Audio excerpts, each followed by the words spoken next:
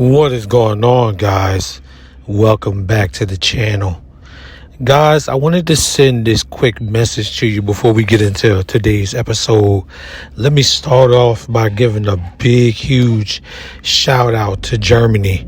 I noticed that the podcast is really taking off in Germany, and I want to give you guys a huge shout out for your continued support, and my other international listeners as well. I noticed that the podcast is also taking off in the Netherlands. Guys, again, when I first started this podcast, I never thought that I would even reach an international audience.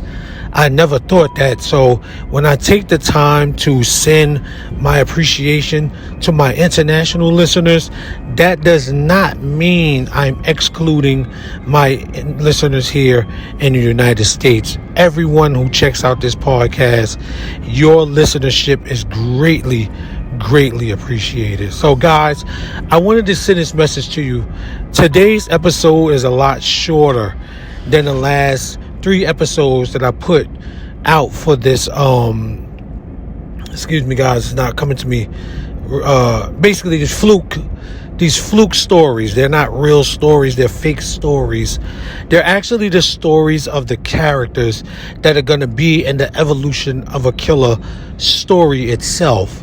What I'm going to do after I finish each of these mock murders, that's what actually word I was looking for. After I finish each of these mock murders, then I'm going to bring you a story about each of these people. Now I know that's kind of backwards, but I wanted to give you the murder first, just to go with the flow of what the story is about, because it's evolution of a killer. So it's letting you see how the killer took on an evolution first by picking each of his victims. And then what I'm going to do is I'm going to give you a story about each of these victims to go along with their murders, so that the stories of each of these killings will come right after I'm done giving you this mock story of all of their deaths. So just work with me. Again, this episode is a lot shorter, but I still appreciate you guys. You guys are, picking right up with me after I didn't do a podcast for a year. So y'all ride with me, and I appreciate it.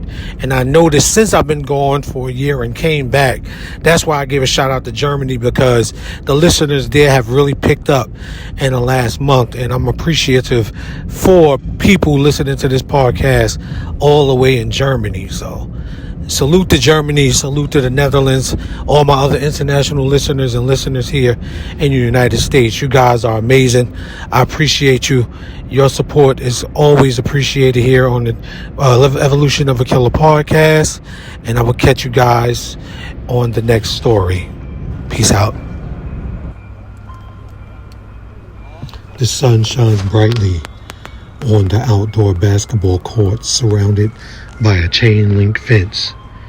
Detective Cross and Detective McAmey arrive at the scene. Their car parked nearby.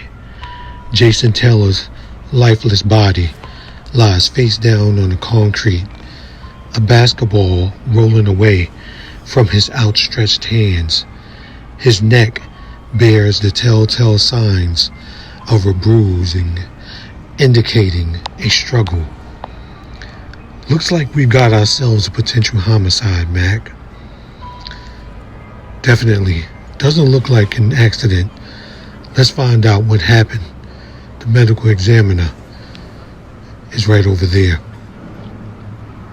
They approach the medical examiner, Mr. Coate, who is meticulously examining the body, his gloved hands carefully documenting the evidence. What do we know so far, Mr. Coate? Detectives, it may appear that Jason Taylor was involved in a physical altercation. The bruising around his neck suggests he was strangled, though I can't see any signs of trauma to the neck area. So there was no weapon involved? None that I can see at the moment. It's possible the assailant used their bare hands, leaving no external injuries. Any idea how long he's been deceased? Based on the body temperature and the rigor mortis, I estimate he's been dead for approximately 4 to 6 hours. Did anyone witness the incident? This court is usually buzzing with activity. According to the witnesses, Jason was last seen playing basketball around 9 p.m. No one mentioned seeing anything outside of the ordinary. All right, let's gather more information from his family and friends. They might have insights into his recent activities or any potential threats.